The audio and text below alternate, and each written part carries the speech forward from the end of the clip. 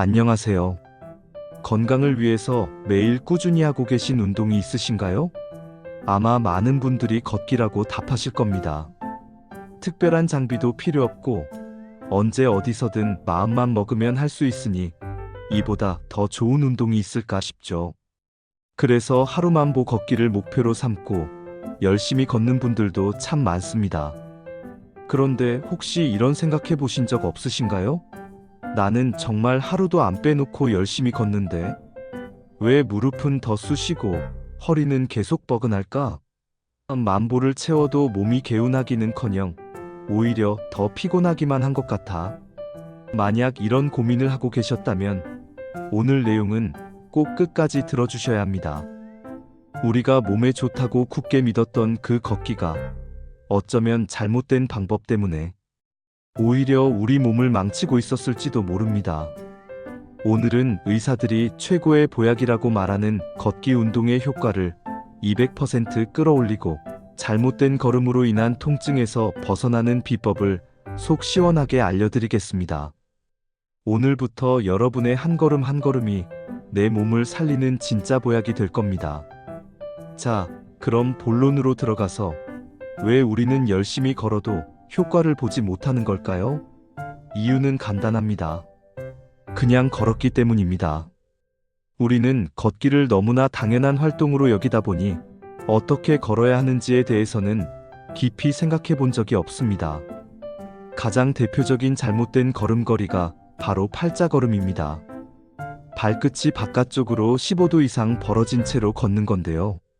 이렇게 걸으면 걸을 때마다 골반과 무릎이 바깥쪽으로 뒤틀리게 됩니다.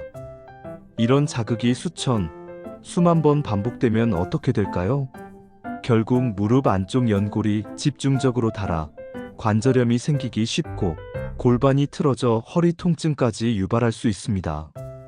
또 다른 유형은 터벅터벅 마치 발을 끄는 것처럼 걷는 하체 중심 걸음입니다. 이런 걸음은 발목과 무릎에 모든 충격이 고스란히 전달됩니다. 상체는 거의 움직이지 않고 다리만 끌다시피 하니 전신 운동 효과는 전혀 없고 관절에 부담만 주는 셈이죠. 발바닥 전체가 한 번에 땅에 쿵 하고 닿는 느낌으로 걷는다면 바로 이 경우에 해당합니다. 마지막으로 등을 구부정하게 말고 고개를 푹 숙인 채 걷는 분들도 많습니다. 특히 스마트폰을 보면서 걷는 경우가 그렇죠. 이런 자세는 목과 어깨 근육을 극도로 긴장시키고 거북목 증후군을 악화시킬 뿐만 아니라 허리 디스크에도 엄청난 압박을 줍니다. 좋은 공기 마시며 운동하러 나갔다가 오히려 온몸의 근골격계를 망가뜨리고 돌아오는 셈입니다. 이처럼 잘못된 자세로 만보를 걷는 것은 우리 몸의 관절과 척추를 만 번이나 잘못된 방향으로 비트는 것과 같습니다.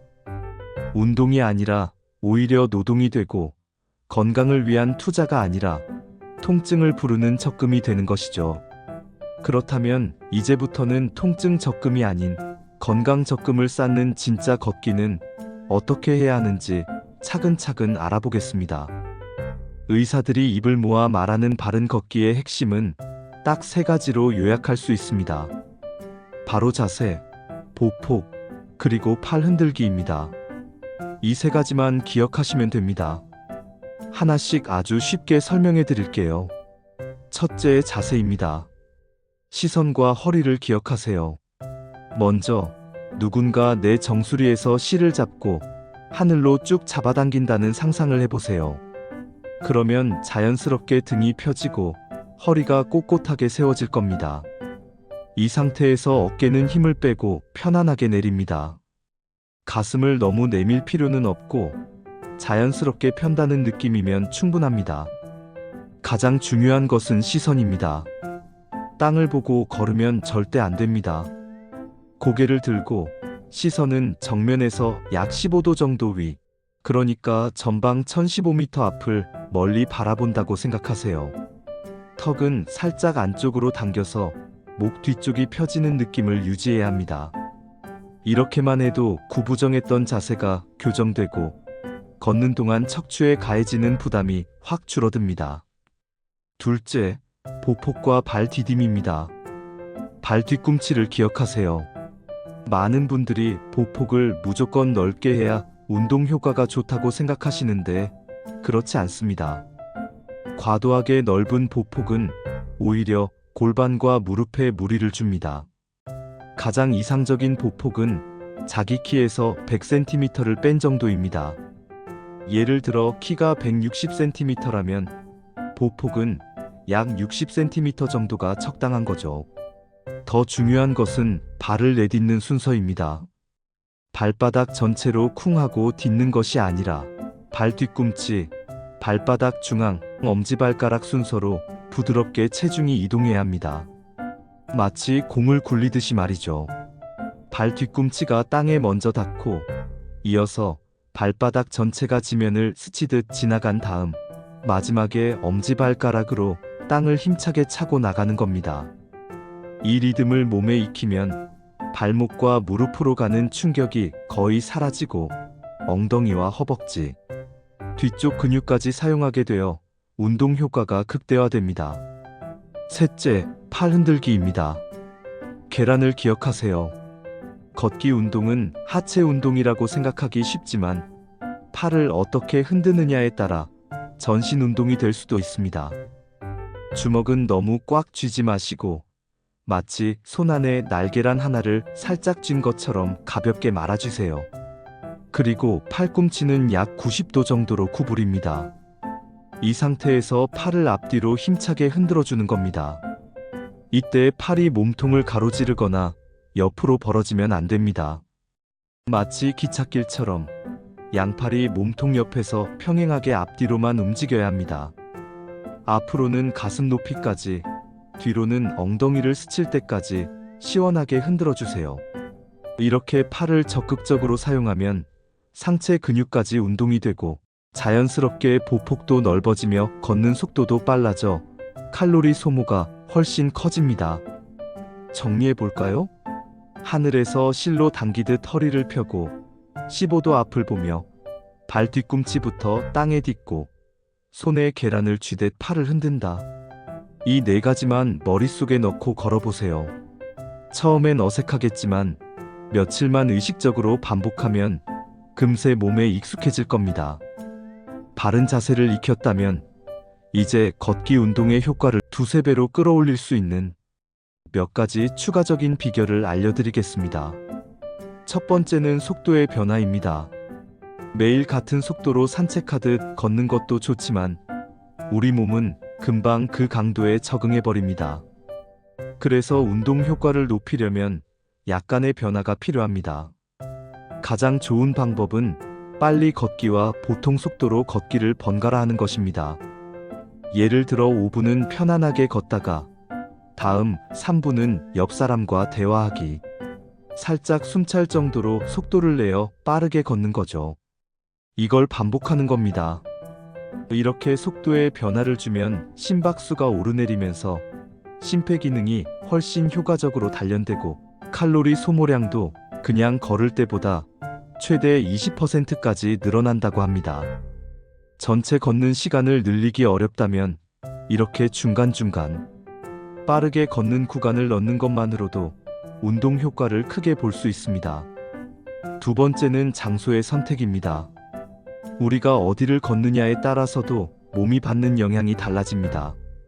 딱딱한 아스팔트나 보도블록 위를 오래 걸으면 충격이 그대로 무릎과 허리에 전달될 수 있습니다. 물론 바른 자세로 걷는다면 충격이 많이 완화되지만 이왕이면 흙길이나 공원의 우레탄 트랙처럼 약간의 쿠션이 있는 곳에서 걷는 것이 관절 보호에 훨씬 좋습니다. 특히 흙길은 발바닥의 미세한 근육들을 자극해서 균형 감각을 길러주는 효과도 있습니다. 주변에 좋은 산책로나 공원이 있다면 딱딱한 길보다는 푹신한 길을 선택해서 걸어보세요. 내 관절의 수명을 늘리는 아주 좋은 습관입니다. 세 번째는 바로 신발입니다. 어떤 신발을 신느냐는 정말 중요합니다. 밑창이 너무 얇거나 딱딱한 신발, 혹은 발에 꽉 끼는 신발을 신고 오래 걸으면 발에 통증이 생기고 물집이 잡히기 쉽죠. 걷기 운동을 위한 신발을 고를 때는 몇 가지만 확인하시면 됩니다. 우선 신발 앞부분을 구부려 보세요. 발가락이 꺾이는 부분, 즉 신발의 앞쪽 3분의 1 지점이 부드럽게 잘 구부러져야 합니다. 그래야 발 뒤꿈치에서 앞꿈치로 이어지는 자연스러운 걸음걸이가 가능해집니다. 또한 신발 바닥 전체가 너무 유연해서 뒤틀리면 발목을 불안정하게 만들 수 있으니 피해야 합니다. 그리고 발 뒤꿈치를 감싸는 부분이 단단해서 발을 안정적으로 잡아주는지, 쿠션은 충분한지 확인해야 합니다. 신발을 신었을 때 가장 긴 발가락 앞에서 손톱 하나 정도의 여유 공간이 있는 것이 좋습니다. 비싼 브랜드의 신발이 무조건 좋은 것이 아니라 내 발에 잘 맞고 이런 기능들을 갖춘 신발이 바로 최고의 걷기 운동화입니다. 마지막으로 많은 분들이 오해하고 있는 걷기 운동에 대한 잘못된 상식 몇 가지를 바로잡아 드리겠습니다. 첫 번째 오해, 무조건 만보를 채워야 한다. 하루 만보라는 숫자는 사실 일본의 한만보개 회사에서 만든 마케팅 문구에서 시작되었다는 사실 알고 계셨나요? 물론 많이 걸으면 건강에 좋지만 만보라는 숫자에 집착할 필요는 없습니다. 특히 평소 운동을 안 하던 분이 갑자기 매일 만보를 걸으면 오히려 관절에 무리가 가고 부상을 입을 수 있습니다. 최근 연구들에 따르면 하루 7,000보에서 8,000보 정도만 꾸준히 걸어도 사망 위험률을 크게 낮추는 등 충분한 건강 효과를 볼 수 있다고 합니다. 중요한 것은 걸음의 양이 아니라 질입니다. 엉터리 자세로 만보를 걷는 것보다 오늘 배운 바른 자세로 30분, 약 4,000보를 걷는 것이 훨씬 더 효과적이라는 사실을 꼭 기억하세요. 두 번째 오해, 걷기 전후 스트레칭은 필요 없다. 걷기는 가벼운 운동이니까 스트레칭은 생략해도 된다고 생각하는 분들이 많습니다.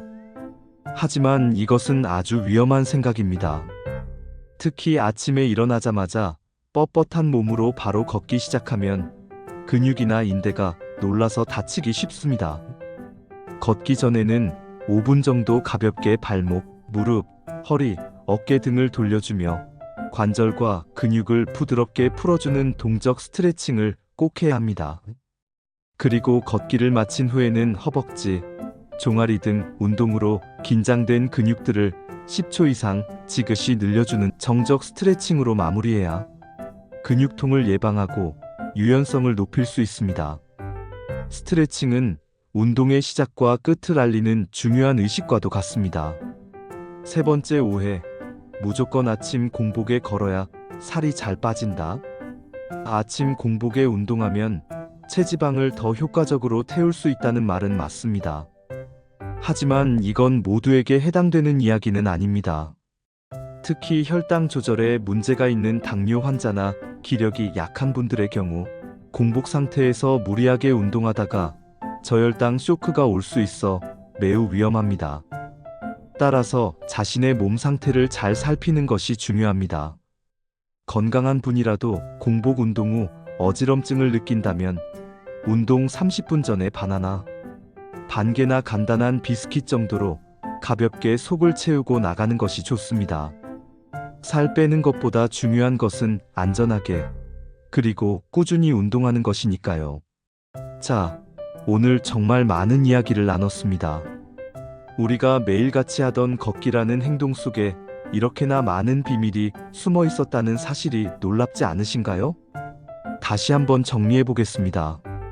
첫째, 팔자걸음이나 구부정한 자세로 걷는 것은 운동이 아니라 관절을 망가뜨리는 노동일 수 있습니다. 둘째, 바른 걷기의 핵심은 허리를 펴고 멀리 보는 자세, 발 뒤꿈치부터 딛는 보폭, 그리고 계란을 쥐듯 흔드는 팔에 있습니다. 셋째, 가끔씩 속도를 내어 걷고 쿠션 있는 길을 선택하며 내 발에 맞는 신발을 신으면 운동 효과는 배가 됩니다. 마지막으로 만보라는 숫자에 집착하기보다는 바른 자세로 꾸준히 걷는 것이 훨씬 중요합니다. 오늘 배운 내용들을 생각하면서 딱 10분만이라도 집 주변을 걸어보시는 건 어떨까요? 처음에는 어색하고 신경 쓸 게 많아 어렵게 느껴질 수 있습니다. 하지만 오늘 내딛는 이 올바른 한 걸음 한 걸음이 쌓여서 1년 후, 그리고 10년 후 여러분의 무릎과 허리를 지켜주고 더 나아가 치매와 같은 무서운 병까지 막아주는 가장 든든한 보험이 될 거라고 확신합니다. 여러분의 모든 걸음이 통증이 아닌 활력으로 이어지기를 늘 응원하겠습니다. 오늘 내용이 유익하셨다면 주변 소중한 분들께도 꼭 공유해 주셔서 다 함께 건강한 걸음을 시작해 보세요. 감사합니다.